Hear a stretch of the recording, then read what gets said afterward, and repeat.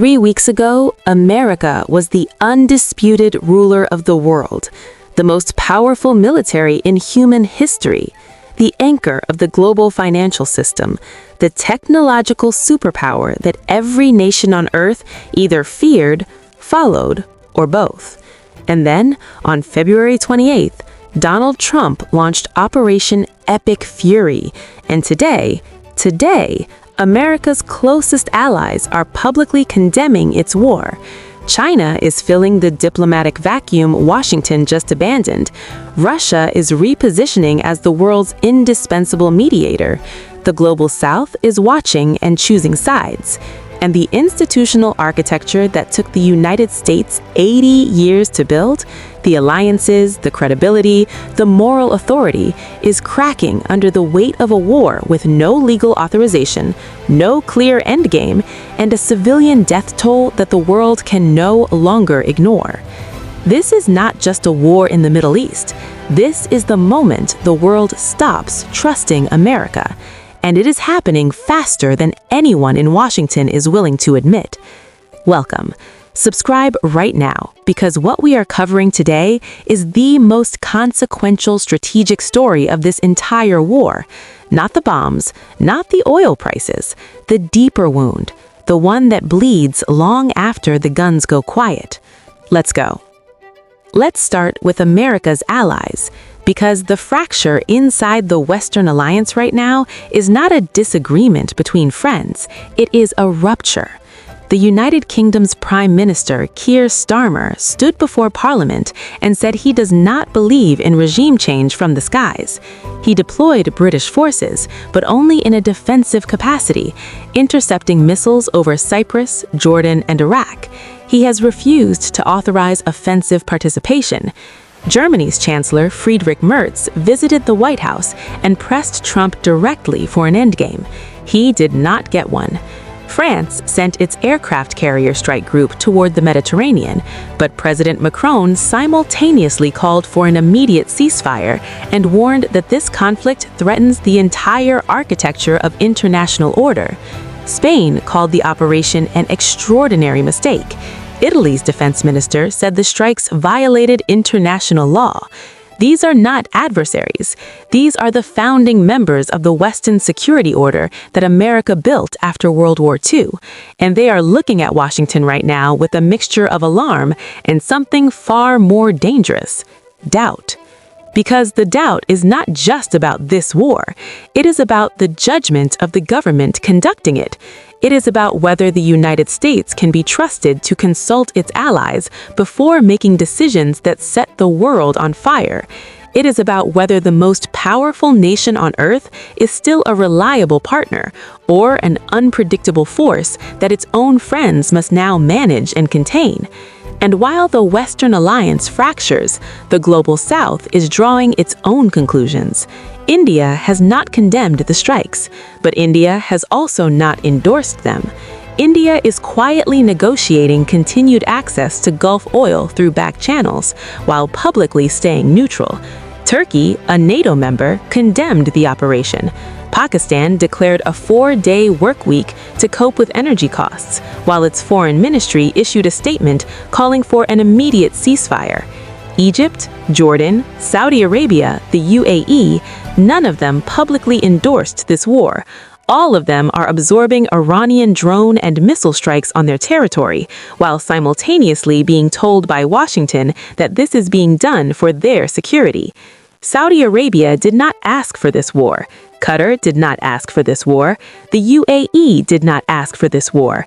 They are paying for it anyway, in drone strikes on their oil fields, in closed airports, in disrupted shipping lanes, in energy costs that are threatening their own economic diversification plans, the very plans that Washington has been cheering as examples of regional modernization.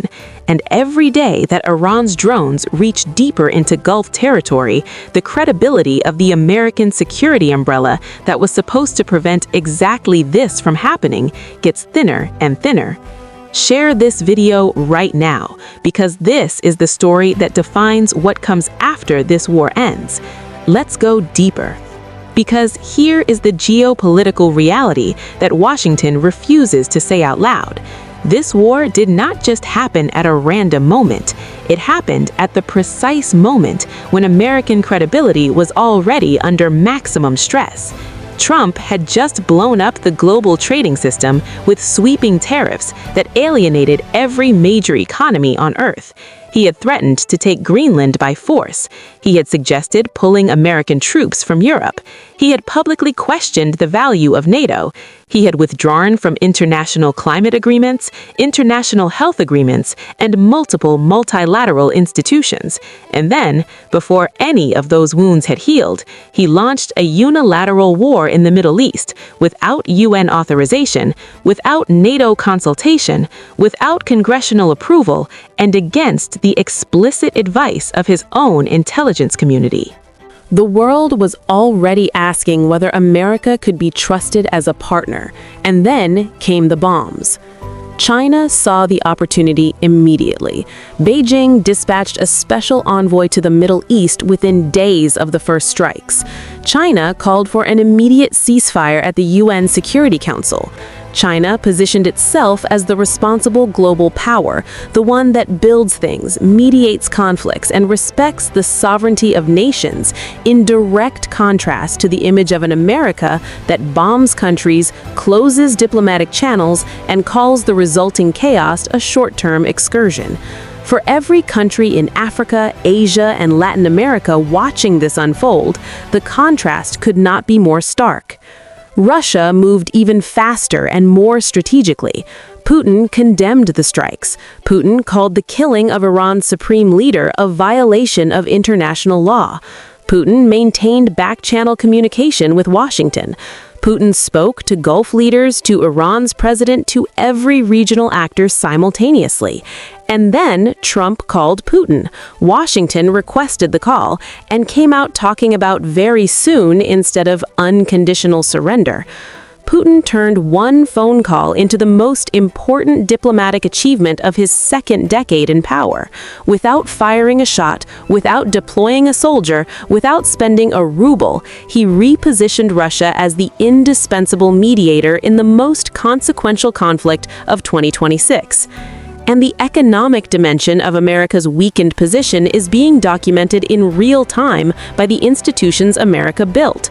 The World Economic Forum published a devastating analysis this week describing this war as a structural shock to the world economy, delivered at a moment of geoeconomic fragility, not a temporary disruption, a structural shock, the kind that reshapes investment decisions, trade routes, energy architectures, and geopolitical alignments for years. The IMF chief warned that every 10% increase in energy prices raises global inflation by nearly 0.5%. Oil is up 50% since February 28th. The math writes itself. And here is the contradiction that the World Economic Forum identified with surgical precision. The U.S. has imposed enormous costs on many of the same economies it relies on as trading and strategic partners. The damage to allied economies will complicate the coalition politics needed for post-conflict stabilization, not to mention addressing future crises elsewhere. Washington bombed its way into a strategic position where the countries it needs to rebuild what comes after this war are the same countries whose economies it has damaged in the process of fighting it. The coalition for the day after is being destroyed by the coalition for the day of. There is also the question of international law, and this question is not going away. The strikes were launched without a United Nations Security Council resolution. They were launched without a formal declaration of war from the U.S. Congress. They were launched against a country that, according to Oman's foreign minister, had just agreed to a historic nuclear deal, zero enriched uranium stockpiles, full IAEA verification, irreversible downgrade of existing material. The Omani mediator said peace was within reach. The talks were scheduled to resume on March 2nd. Trump said he was not thrilled, and on February 28th, the bombs fell. A diplomatic breakthrough was on the table, and Washington chose war. That fact, documented, sourced, confirmed by Oman's own foreign minister, is now circulating in every capital on Earth, and it is fundamentally changing the story of this war, not as a conflict of necessity, as a conflict of choice. A choice made against the advice of America's intelligence community, against the grain of ongoing diplomacy, and without the legal authorization that international norms require. UNESCO issued emergency statements about Iranian World Heritage sites bombed during this war: Golistan Palace, Nox-e-Jahan Square, the Shah Mosque in Esfahan, Chehel Sotun, sites that survived the Mongol invasions, survived centuries of conquest and revolution, reduced to rubble by American and Israeli munitions. The cultural heritage of one of the world's oldest civilizations destroyed in 2 weeks. And the world is watching and remembering. Because this is the dimension of American power that no missile can rebuild once it is lost. Not military dominance, America still has that. Not economic weight, America still has that too. The dimension that is bleeding right now is moral authority. The sense that when America acts, it acts within rules, within alliances, within the bounds of law and consultation and legitimate process. That sense, already badly damaged by Iraq, by Afghanistan, by a decade of unilateralism, is now under its most severe strain since the Vietnam War. 14 days in, the G7 declined to jointly release oil reserves, exposing a fracture at the highest level of Western economic coordination. The Global South is positioning itself between the two sides, unwilling to follow Washington into a war they were never consulted about. Russia has seized the mediator role that America abandoned the moment the first bomb fell. China is filling every diplomatic vacuum Washington left behind. America's Gulf allies are absorbing drone strikes while publicly staying silent, privately furious. UNESCO is documenting the cultural destruction. The IMF is calculating the global inflation damage. The World Economic Forum is calling it a structural shock to the world economy. And the countries that America bombed its way into defending are now the countries whose trust America must somehow rebuild before the world can begin to put this back together.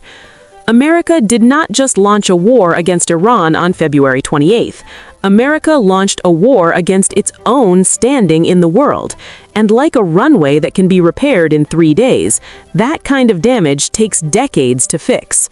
Drop your thoughts in the comments. Do you think America can restore its global credibility after this war? Subscribe to this channel right now. Share this video immediately. And we will see you in the next one.